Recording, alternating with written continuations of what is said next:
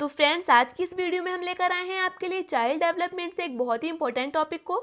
आज की इस वीडियो में हम देखेंगे बाल विकास को, यानी कि बालक का जो विकास होता है वो किन किन अवस्थाओं में होता है, और साथ ही साथ हम उन अवस्थाओं को थ्योरी में ना करके पॉइंट टू पॉइंट देखेंगे जहाँ से हमें क्वेश्चंस को मिलते हैं, जहाँ से हमारे एग्जाम में क्वेश्चंस आते हैं। अगर आपने देखा होगा, चाहे वो स्टेट टैट हो या फिर सी टैट हो या फिर सुपर टैट, आपको वहाँ पर इस अवस्थाओं से एक या दो क्वेश्चन ज़रूर मिलते हैं देखने को। तो हम इन अवस्थाओं को इस तरह पढ़ेंगे कि हमारे सारे क्वेश्चंस इन पॉइंट्स में कवर हो जाएं। तो चलिए हमारी वीडियो को स्टार्ट करते हैं बिना टाइम वेस्ट किए। तो जो बाल विकास की अवस्थाएं हैं, इन्हें मुख्यतः 4 भागों में बांटा गया है। ये जो प्रौढ़ अवस्था है, ये बाल विकास में नहीं आती है। बाल विकास में आती है गर्भावस्था, शैशवावस्था, बाल्यावस्था और किशोर अवस्था। अब बात करें अगर हम इसके टाइम ड्यूरेशन की, यानी कि कौन सी अवस्था कितने समय से कितने समय तक चलती है, तो देखते हैं जो गर्भ अवस्था होती है वो होती है गर्भकाल से जन्म तक, यानी कि प्रसव पूर्व की अवस्था। बात करें अगर हम शैशवावस्था की, तो ये होती है जन्म से 5 वर्ष तक, कहीं कहीं जन्म से 6 वर्ष भी मिलता है, लगभग ये 6 वर्ष तक ही होती है। बात करें अगर हम बाल्यावस्था की, तो ये होती है 6 से 12 वर्ष तक। बाल्यावस्था को भी 2 भागों में बांटा गया है, हम आगे चलकर देखेंगे, उत्तर बाल्यावस्था और पूर्व बाल्यावस्था। बात करें अगर हम किशोर अवस्था की, तो ये होती है 12 से 18 वर्ष तक। और प्रौढ़ अवस्था का जो समय है, यहाँ पर 18 वर्ष से अधिक होगा, ये 18 वर्ष प्लस होती है, ठीक है, 18 वर्ष से ऊपर प्रौढ़ अवस्था। तो अब हम इन सारी ही अवस्थाओं के बारे में थोड़ा डिटेल में पढ़ेंगे। इनके उपनाम, यानी कि इन्हें क्या क्या और कहा जाता है, किस किस नाम से जाना जाता है, हमेशा एग्जाम में क्वेश्चन आता है। इनकी विशेषताएं देखेंगे, उससे भी क्वेश्चन आता है। और इन अवस्थाओं के बारे में जो विद्वान हैं उन्होंने अपने अपने कोटेशंस दिए हैं, उसको भी देखेंगे। तो चलिए आगे बढ़ते हैं। सबसे पहले हम देखेंगे शैशवावस्था को। अगर हम शैशवावस्था के उपनाम की बात करें, तो शैशवावस्था को हम किस किस नाम से और जानते हैं। आप इस वीडियो को बिना स्किप किए पूरा देखिएगा, और हो सके तो इसको साथ के साथ नोट करके चलिएगा, क्योंकि आपको सारी बुक से एकदम इकट्ठा करके आपको यहाँ दिया जा रहा है। तो आप बिना स्किप किए वीडियो को पूरा देखिएगा, क्योंकि हम बिल्कुल भी एक्स्ट्रा नहीं कर रहे हैं, सिर्फ पॉइंट टू पॉइंट लेकर चल रहे हैं, तो आप स्किप मत कीजिए। तो हम इसकी विशेषताओं को उपनाम को देखते हैं सबसे पहले। तो जो इसके उपनाम है, तो शैशवावस्था को किस किस नाम से जाना जाता है। जीवन की शुरुआती अवस्था, तो क्वेश्चन आता है जीवन की शुरुआती अवस्था किसे कहते हैं, तो शैशवावस्था को कहते हैं। अनुकरण की अवस्था, खेलने की अवस्था, खिलौने की आयु। खिलौने की आयु बहुत बार रिपीट हो चुका है क्वेश्चन कि किस अवस्था को कहते हैं, तो ये कहते हैं शैशवावस्था को। और किस किस नाम से जानते हैं, तो ये है भावी जीवन की आधारशिला और अतार्किक चिंतन की अवस्था। अतार्किक मतलब जिसका कोई लॉजिक ही नहीं होता है, बच्चे ऐसा सोचते हैं इसका कोई लॉजिक ही नहीं होता, उसी को कहते हैं हम अतार्किक चिंतन की अवस्था। बात करें अगर हम शैशवावस्था की विशेषताओं की, तो इसमें शारीरिक तथा मानसिक विकास में तीव्रता होती है, सीखने की प्रक्रिया में भी तीव्रता होती है, जिज्ञासा की प्रवृत्ति पाई जाती है, क्योंकि आपने देखा होगा जो छोटे छोटे बच्चे होते हैं वो हमेशा क्वेश्चंस करते हैं, उनमें जिज्ञासा पाई जाती है, कब, क्यों, कहाँ, कैसे, ऐसे हमेशा क्वेश्चंस करते रहते हैं, तो ये जिज्ञासा की प्रवृत्ति पाई जाती है उसमें।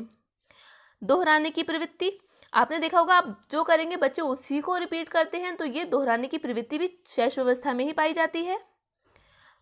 परनिर्भरता, परनिर्भरता का मतलब है दूसरों के ऊपर निर्भर, यानी कि जो छोटे बच्चे होते हैं 6 वर्ष तक के बच्चे, वो दूसरों पर निर्भर रहते हैं। यहाँ से प्रेम नहीं होगा, स्वप्रेम होगा, ठीक है, स्वप्रेम, स्वप्रेम की भावना, यानी कि जो बच्चे होते हैं वो खुद से प्यार करते हैं। इसे फ्राइड ने क्या नाम दिया है, तो फ्राइड ने इसे नाम दिया है नर्सिसिज्म। तो आगे बढ़ते हैं। ये जो विशेषता बताई है, ये क्वेश्चन आता रहता है, स्वप्रेम की अवस्था या नर्सिसिज्म को किसने दिया है इसका विचार, तो ये दिया है फ्रायड ने, ठीक है, नोट करके चलिएगा आप। तो ये दिया है फ्रायड ने। आगे बढ़ते हैं। नेक्स्ट है हमारा मूल प्रवृत्त्यात्मक व्यवहार। मूल प्रवृत्त्यात्मक व्यवहार का मतलब है जो बच्चे सीखते नहीं है, जो उनमें जन्म के समय से ही पाया जाता है। मतलब एक छोटा बच्चा रोता है, उसको किसी ने नहीं सिखाया कि इसको रोना है। आपने देखा होगा अगर कोई छोटा बच्चा है वो सो रहा है, अगर आपने उसके मुंह पर कोई कपड़ा वगैरह डाल देते हैं तो वो खुद हाथ से उसे हटाने की कोशिश करता है, तो ये उसको किसी ने नहीं सिखाया होता है, ये उसका मूल प्रवृत्त्यात्मक व्यवहार होता है। आगे बढ़ते हैं। नेक्स्ट है काम प्रवृत्ति। बात करें अगर हम नैतिकता का अभाव, तो इस शैशव अवस्था में नैतिकता का पूर्णतः अभाव पाया जाता है। नेक्स्ट है हमारा कल्पनाशीलता। आपने देखा होगा जो छोटे बच्चे होते हैं वो हमेशा कल्पना में खोए रहते हैं, वो कल्पना में जीते हैं।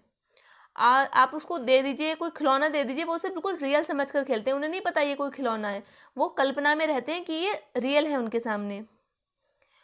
संवेदनाओं को सीखना, ये भी शैशवावस्था की ही विशेषता है।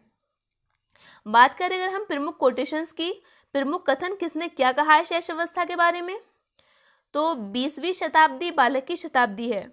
ये कथन किसका है, तो ये कथन है किरो एवं किरो का।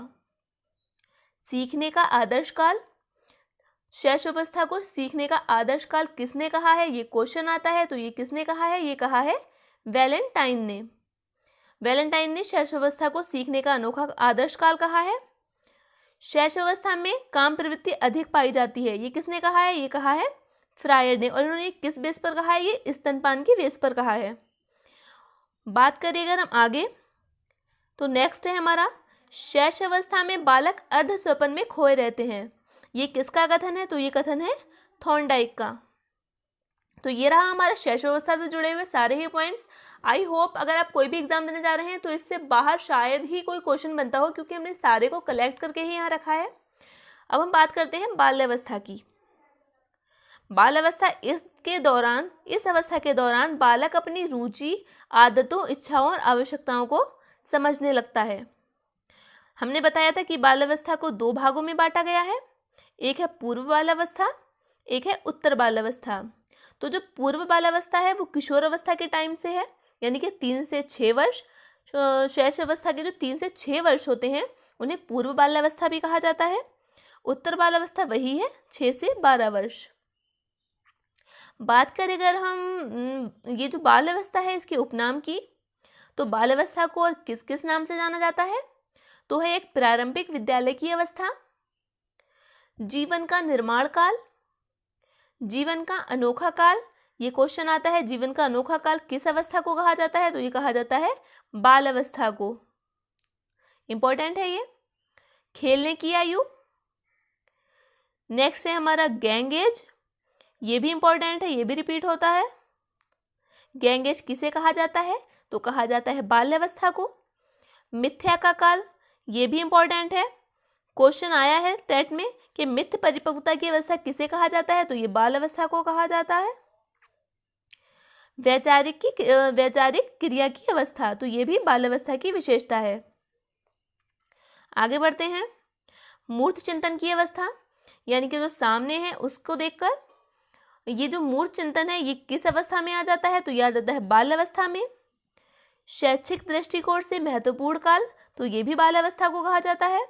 स्फूर्ति की अवस्था, ये भी बाल अवस्था को कहा जाता है। और एक ये तो बहुत इंपॉर्टेंट है, गंदी आयु किसे कहा जाता है, तो ये भी बाल अवस्था को कहा जाता है। क्यों कहा जाता है, क्योंकि आपने देखा होगा जो इस एज के बच्चे होते हैं वो हमेशा मिट्टी वगैरह में खेलना बहुत पसंद करते हैं, मिट्टी के टॉयज बनाते हैं इसी तरह से, इसलिए इसको गंदी आयु कहा जाता है। बात करें अगर हम इसकी विशेषताओं की, तो बाल अवस्था की प्रमुख विशेषताएं हैं शारीरिक तथा मानसिक विकास में स्थिरता, मानसिक योग्यता में वृद्धि, जिज्ञासा की प्रबलता, बहिर्मुखी व्यक्तित्व का विकास, सामूहिक प्रवृत्ति, संग्रह प्रवृत्ति, रचनात्मक कार्यों में रुचि, काम प्रवृत्ति की न्यूनता, नैतिक भावना का विकास और रुचियों में परिवर्तन। तो ये सारी विशेषताएं किसकी हैं, तो ये बाल्यावस्था की हैं। अगर हम बात करें बाल्यावस्था से रिलेटेड जो इम्पोर्टेंट कोटेशंस हैं, तो ये है मिथ्य परिपक्वता की अवस्था, अभी हम पीछे भी देख चुके हैं, बहुत इंपॉर्टेंट है ये। और ये कहा किसने है, तो ये कहा है रॉस ने। जीवन का निर्माण काल, बाल अवस्था को जीवन का निर्माण काल किसने कहा है, तो ये कहा है फ्रायड ने। प्रतिद्वंदात्मकता की अवस्था ये किसने कहा है, तो ये कहा है किलपैट्रिक ने। ये जो किलपैट्रिक है इन्होंने बाल अवस्था को प्रतिद्वंदात्मकता की अवस्था कहा है। चलिए अब बढ़ते हैं हम किशोर अवस्था की तरफ। किशोर अवस्था बहुत इंपॉर्टेंट है, आप इसे ध्यान से देखिएगा। तो पहले बात करते हैं किशोर अवस्था के उपनाम की, तो इसे परिपक्वता की अवस्था भी कहा जाता है, जीवन का सबसे कठिन काल कहा जाता है, उलझन की अवस्था कहा जाता है, क्योंकि क्या होता है ये जो किशोर होते हैं ये हमेशा अपने फ्यूचर को लेकर चिंतित रहते हैं, इसलिए इसे उलझन की अवस्था कहा जाता है। आंधी तूफान की अवस्था भी किशोर अवस्था को कहा जाता है, और ये किसने कहा है? तो ये कहा है स्टैनली हॉल ने। दुखों की अवस्था भी किशोर अवस्था को कहा जाता है। जीवन का स्वर्णीय काल, बसंत ऋतु की अवस्था, पतझड़ की अवस्था, समस्याओं की आयु, ये सब किशोर अवस्था के उपनाम हैं। आप इनको बिल्कुल रट लीजिएगा, क्योंकि यहीं से सारे क्वेश्चंस बनते हैं। क्वेश्चंस कहीं बाहर से नहीं आते हैं, या इसके उपनाम से आता है, या विशेषता से आता है, या कोई कोटेशन देकर पूछ लेता है। इसलिए हमने इन तीनों ही चीज़ों को कवर किया है। तो आप बिना स्किप किए इसको बहुत ध्यान से देखिए और अपने पास नोट करके चलिए। तार्किक चिंतन की अवस्था, परिवर्तन की अवस्था। परिवर्तन की अवस्था क्यों कहा है? क्योंकि आपने देखा होगा कि किशोर अवस्था में बहुत से चेंजेस देखने को मिलते हैं। शारीरिक परिवर्तन, मानसिक, हर तरीके के परिवर्तन, हर क्षेत्र में परिवर्तन देखने को मिलते हैं। संवेगात्मक परिवर्तन की अवस्था, और इसे शैशव अवस्था की पुनरावृत्ति भी कहा जाता है। बहुत इंपॉर्टेंट है, याद रखिएगा। शैशव अवस्था की पुनरावृत्ति किसको कहा जाता है? तो ये कहा जाता है किशोर अवस्था को। बात करें अगर हम किशोर अवस्था की विशेषताओं की, तो इसमें शारीरिक विकास तीव्र होता है, मानसिक विकास तीव्र गति से होता है, स्थिरता का अभाव पाया जाता है, समविभिन्नता का अभाव पाया जाता है, व्यवहार में विभिन्नताएं पाई जाती हैं, आत्माभिमान की भावना पाई जाती है, स्वतंत्रता व विद्रोह की भावना पाई जाती है, अपराध प्रवृत्ति का विकास होता है, काम शक्ति की परिपक्वता होती है, रुचियों में परिवर्तन व स्थायित्व पाया जाता है, वीर पूजा की भावना पाई जाती है। बहुत इंपॉर्टेंट है, हमेशा रिपीट होता है। वीर पूजा की भावना किस अवस्था में पाई जाती है? तो किशोर अवस्था में। नेतृत्व की भावना भी किशोर अवस्था में पाई जाती है। व्यवसाय की चिंता पाई जाती है। दिव्य स्वप्न की प्रकृति पाई जाती है। तो किशोर अवस्था में कंफ्यूज मत होइएगा, शैशव अवस्था में अर्ध स्वप्न की प्रवृत्ति पाई जाती है, और किशोर अवस्था में दिव्य स्वप्न की। समाज सेवा की भावना भी किशोर अवस्था में पाई जाती है। बात करें अगर हम प्रमुख कोटेशंस की, किसने क्या कहा है किशोर अवस्था के बारे में, तो किलपैट्रिक ने कहा है जो किशोर अवस्था है वो जीवन का सबसे कठिन काल है। स्टैनले हॉल ने कहा है किशोर अवस्था आंधी, तूफान तथा संघर्ष की अवस्था है। रॉस ने कहा है शैशव अवस्था की पुनरावृत्ति है। वैलेंटाइन ने कहा है अपराध प्रवृत्ति का नाजुक समय है। और कॉलसेनिक हैं, इन्होंने कहा है जो किशोर होते हैं वो प्रौढ़ों को अपने मार्ग की बाधा समझते हैं। तो ये रहा हमारा आज का छोटा सा वीडियो। आई होप आपको वीडियो अच्छा लगा होगा, क्योंकि हमने सारे ही क्वेश्चंस थे जो जिनसे हमें लगता है कि क्वेश्चंस बनते हैं, उन सारे ही पॉइंट्स को इस छोटी सी वीडियो में कवर किया है। अगर आपको हमारा वीडियो अच्छा लगा हो तो प्लीज़ इसे लाइक और शेयर कीजिएगा, और ऐसे ही वीडियोज़ के लिए हमारे चैनल को सब्सक्राइब कीजिएगा। आप जीके और करंट अफेयर्स के लिए भी हमारे चैनल से जुड़ सकते हैं। तो अगर आपको हमारा वीडियो अच्छा लगा हो तो इसको लाइक करिएगा, और ये जो हमने जो भी कराया है आप इसको नोट करिएगा। अगर आप नोट नहीं करना चाहते हैं तो आप हमें कमेंट सेक्शन में बताइएगा, हम इसका PDF आपको प्रोवाइड करा देंगे। तो चलिए मिलते हैं अगली वीडियो में, तब तक के लिए बाय एंड थैंक यू।